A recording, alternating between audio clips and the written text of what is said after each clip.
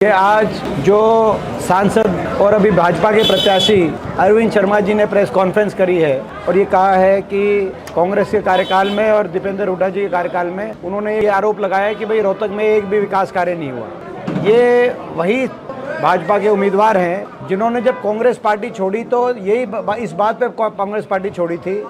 इनके बहुत से बयान हैं जो आज के दिन ऑनलाइन भी अवेलेबल है। इन्होंने कहा था कि पक्षपात हो रहा है और रोहतक लोकसभा क्षेत्र में ज़्यादा काम हो रहा है और इसीलिए इन्होंने कांग्रेस पार्टी से इस्तीफा दिया है, ये कह के, इसका बहाना लेके। तो उस समय तो ये कहते थे यहाँ पे ज़्यादा काम हो रहा है, आज ये प्रेस कॉन्फ्रेंस करके कह रहे हैं कि हमारे कार्यकाल में रोहतक में काम ही नहीं हुए।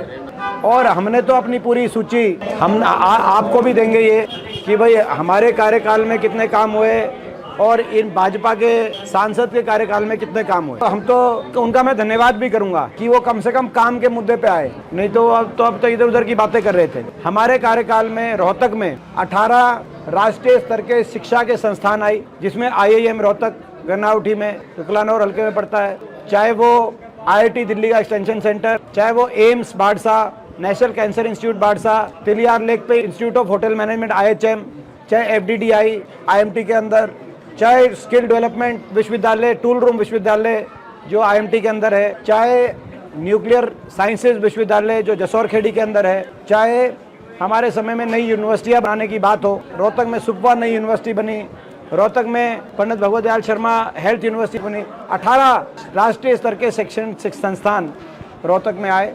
इसके अलावा हमारे समय में 18 सरकारी नए कॉलेज, 18 नई ITI, 8 सरकारी पॉलिटेक्निक, 2 नए केंद्रीय विद्यालय मैंने अपने कार्यकाल में भारत सरकार से मंजूर कराए, 2 केंद्रीय विद्यालय और 2 नए सरकारी इंजीनियरिंग कॉलेज। इसके साथ साथ स्वास्थ्य के क्षेत्र के अंदर राष्ट्रीय कैंसर इंस्टीट्यूट, एम्स 2 परिसर बाड़सा, 1 हेल्थ यूनिवर्सिटी, 4 नए सुपर स्पेशलिटी और गांव शहर मिलाकर 68 PHC CHC और अस्पताल पूरे रोहतक लोकसभा क्षेत्र में उस समय मंजूर हुए। ये बताएं इन्होंने कितने कराए। हमारे समय में 2 थर्मल कारखाने लगाए गए, ये बताएं कितने थर्मल कारखाने लगाए इन्होंने। हमारे समय 1080 किलोमीटर की राष्ट्रीय राजमार्ग की 4 लेन या 6 लेन की मंजूरी, गजट नोटिफिकेशन मैंने प्रयासों से भारत सरकार से कराया। तो 785 किलोमीटर प्रधानमंत्री ग्रामीण सड़क योजना, ये भी भारत सरकार से मैंने उस समय मंजूर कराई। और 383 किलोमीटर NCR प्लानिंग बोर्ड की सड़क, ये जो रोहतक से कलानौर 4 लेन हुई थी, आपको याद होगा, ये NCR की सड़क थी। ये बताएं इन्होंने इनके समय में कितनी कराई। इसी तरीके से मेट्रो बहादुरगढ़ आई, इनके समय तो 1 इंच आगे भी नहीं बढ़ी। 2 नई रेल की लाइन हमने उस समय मंजूर कराई, रोहतक झज्जर रेवाड़ी, रोहतक महम हासी रेल की लाइन, और झज्जर को रेल से जोड़ा गया, महम को रेल से जोड़ा गया। तो बहादुरगढ़ को मेट्रो से जोड़ने का काम ये मेरे कार्यकाल के दौरान ये मंजूर शुदा विकास कार्य हैं। इसके साथ साथ 3 नए औद्योगिक क्षेत्र, एक IMT रोहतक, एक फुटवेयर पार्क बहादुरगढ़ और एक रिलायंस MET SEZ झज्जर, जिसमें 30 से ज्यादा बड़े उद्योग रोहतक लोकसभा क्षेत्र में आए, जिसमें Maruti, Asian paint, Panasonic, Yokohama, Denso, Amul, Aisin, JK cement जैसी बड़ी कंपनियां आई। 30 से ज्यादा बड़े उद्योग आए। इनके समय कोई एक भी आया तो बताएं। 120 उस समय खेल स्टेडियम, जिसमें रोहतक शहर में बड़ा राष्ट्रीय स्तर का खेल स्टेडियम, 3 प्रदेश स्तर के खेल स्टेडियम और 116 ग्रामीण खेल स्टेडियम। इनके टाइम में एक भी खेल स्टेडियम बना हो तो बताएं। कुल मिलाकर ये जो आज उन्होंने विकास कार्य की बात करी है, तो हम ये विकास कार्यों का हम ये जारी करना चाहते हैं आपके माध्यम से।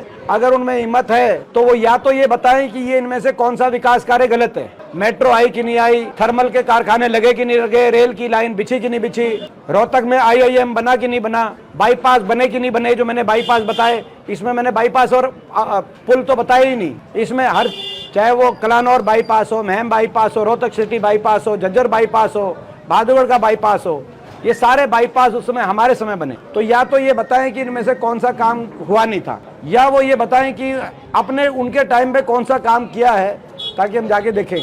तो आज केवल ये कहना कि दीपेंद्र हुड्डा जी के कार्यकाल में कोई विकास कार्य नहीं हुआ, मैं समझता हूँ कि ये जो भाजपा के प्रत्याशी हैं उनकी ये बौखलाहट दिखाई देती है। ये बात जो है किसी के गले नहीं उतरेगी, लेकिन फिर भी मैं उनका धन्यवाद करता हूँ। कम से कम विकास का मुद्दा तो छेड़ा। हम ये चाहते हैं कि विकास के मुद्दे पे बहस हो,